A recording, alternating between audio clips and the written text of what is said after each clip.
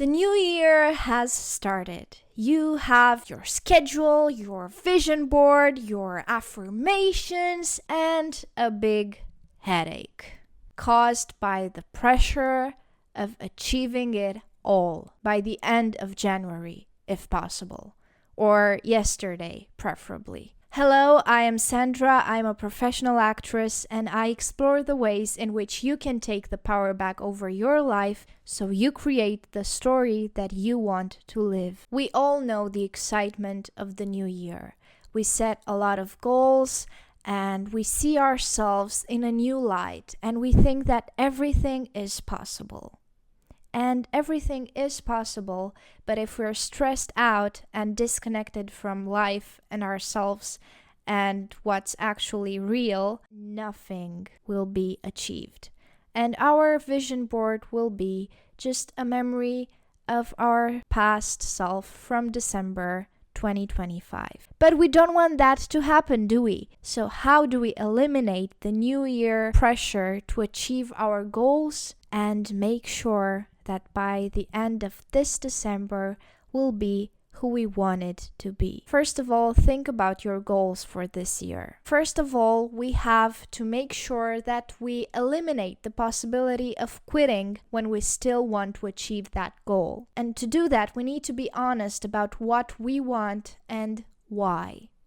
Do we want this because we want this, or do we want this because we want to impress someone? Guess what? By the end of next year, the only person that's gonna be by your side for sure is yourself.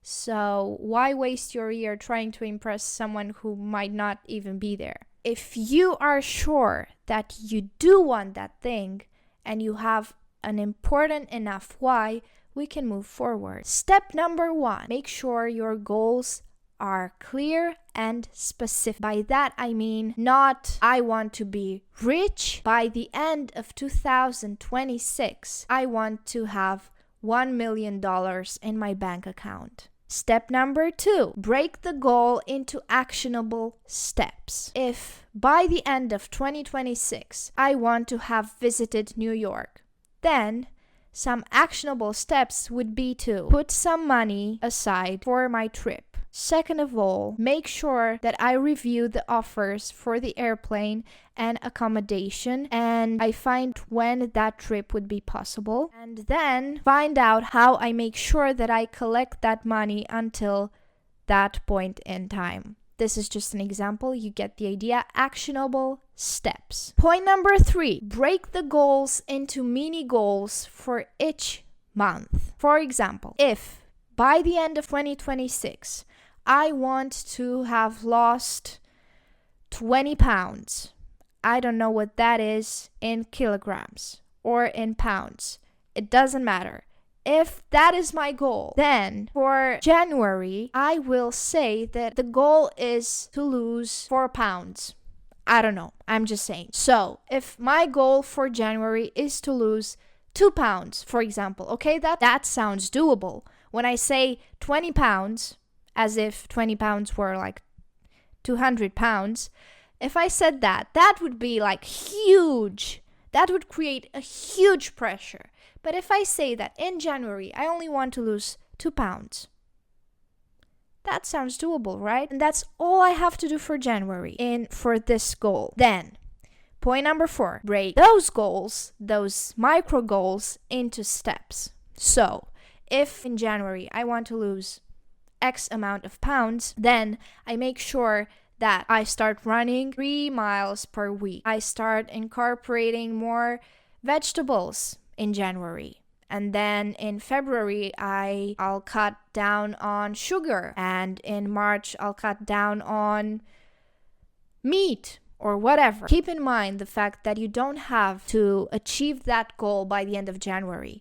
You have 12 months. So divide that goal into 12 micro goals, and then those micro goals, see how you can make sure that you achieve them with actionable steps. And then point number 5, put those steps into your schedule. So say you want to lose 2 pounds in January. And one step towards that would be to run 4 miles per week. Then decide when exactly you will run those 4 miles in your week. And that's the next 4 weeks. So you can actually you have the image of the next 4 weeks in your head, and it's doable. It's not abstract, it's doable, it's in the near future. It's the version of you right now that has to do this, not the version of you that you don't know how you're gonna look by the end of this year. Step number 6, decide now, right now, while you're watching this, decide a day for each month when you're gonna revise your goals and your steps and set the next goal for the next month and your schedule to achieve those goals. And put it in your calendar right now. For me, it's the 25th of each month. On the 25th of each month, I will revise how those steps work towards achieving my micro goal, and if I'm not there, what I can change in order to be better next month. Step number 7, and very, very important for your mental well-being. Don't force yourself to do something if it's not aligned with you anymore.